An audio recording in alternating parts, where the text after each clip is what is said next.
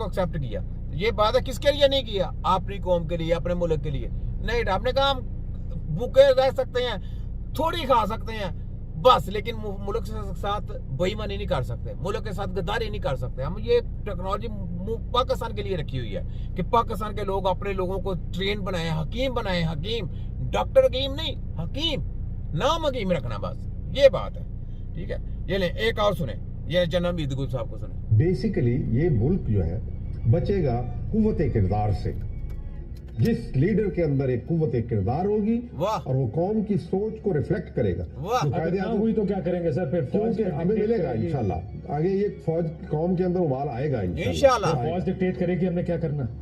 फौज क्यों डिक्टेट करेगी? कर रही है ना जी, पिछले 50-60 साल की बात ही नहीं, मैं आई विल टेल यू कि अगर अवाम अपने हक के लिए उठे, क्या बात है, तो और फौज ने उसके बावजूद अवाम का साथ देने की बजाय उन्होंने स्टेटस को करने के लिए क्या, जनरल हमीद गुल will be the first one two stand in front of them, और गोली खाएगा उसके लिए। मुशर्रफ साहब के ऊपर आर्टिकल 6 लगना चाहिए, जरूर लगना चाहिए। ज़िया-उल हक साहब पे लगना चाहिए, लगा दो, फिक्र नहीं है। जिया खान पे लगाया था ना, फिर क्या किया था आपने? क्या कर लिया? बाद में किया ना, लगा दें आप, बेशक लगाएं। क्या इन सारों ने आइन तोड़ा? बिल्कुल आइन के मुताबिक आइन तोड़ना। वाह जी वाह, क्या बात है। आइन तोड़ना लिखा हुआ है, मैं तो नहीं कह रहा हूँ, वो जो भी आर्टिकल 6 है इसका फैसला कोर्ट ने करना है। क्या बाकी सारे जनरलों को भी लगाना चाहिए साथ में? जो क्यों, उनका क्या कसूर है? ऑल दोज हु सबवर्ट और एड टू सबवर्ट, मुझे पता है, मैं पढ़ चुका हूँ। लेकिन उनके पास क्या इख्तियार है? अगर ब्रिगेडियर 111 ब्रिगेड का कमांडर रिफ्यूज कर देता परवेज मुशर्रफ को, वाह, कौन सा कोर्ट उसको रिलीफ देता? वाह जी वाह। देता है कोई कोर्ट किसी को रिलीफ? देयर इज नो वे। आपका ओरिजिनल जो आप सुनिए मेरी बात पहले, आप मेरी बात नहीं सुनते। जो म्यार सियासतदान से आप मानते हैं वही म्यार फौजी के ऊपर अप्लाई नहीं, सियासतदान की और बात है। देखिए वो पब्लिक रिप्रेजेंटेटिव होता है। लेकिन बुनियाद तो आप कह रहे हैं जुडिशरी या फौज, क्या फौज बुनियाद नहीं?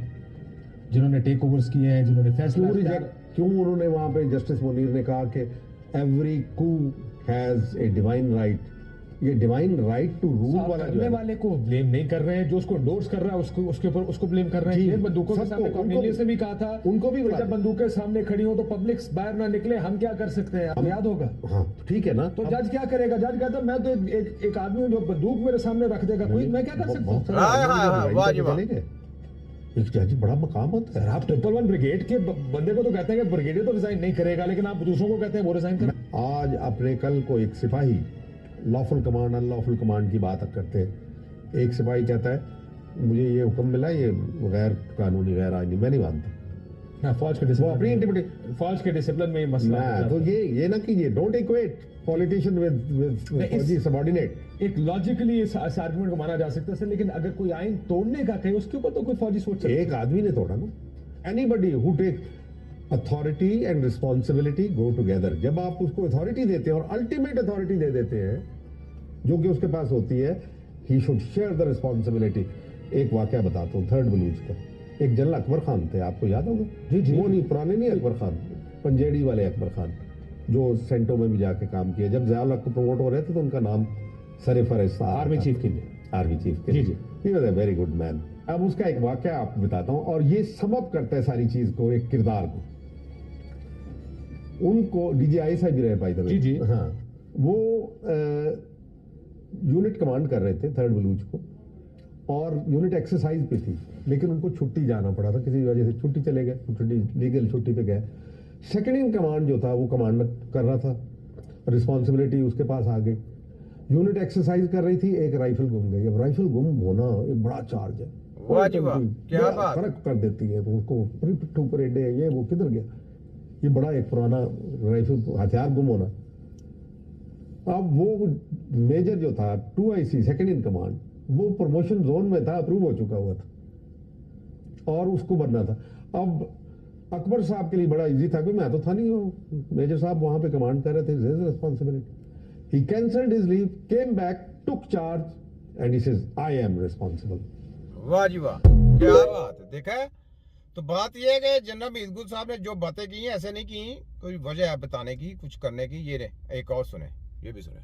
इमरान खान साहब को यह कहा गया कि आप इसराइल को एंगेज करें, ये 2019 की बात है। लो इसकी जी। वजह क्या थी? वजह ये थी इमरान खान ही माना था। कि बाजवा साहब का ख्याल था कि जो फरवरी 2019 में पाकिस्तान और इंडिया के दरमियान एक जंग की सूरत हाल पैदा हुई और एक टेंशन पैदा हुई, तो उसमें इसराइल जो है वो इंडिया के साथ था। बहुत से अरब कंट्रीज ने इसराइल को तस्लीम कर लिया है। हम तस्लीम नहीं करते, तो पाकिस्तान में इस पर डिबेट होनी चाहिए और इसराइल को एंगेज करने की जरूरत है। लेकिन इमरान खान साहब पे कुछ ज्यादा ही दबाव था कि आप इसराइल को एंगेज करें।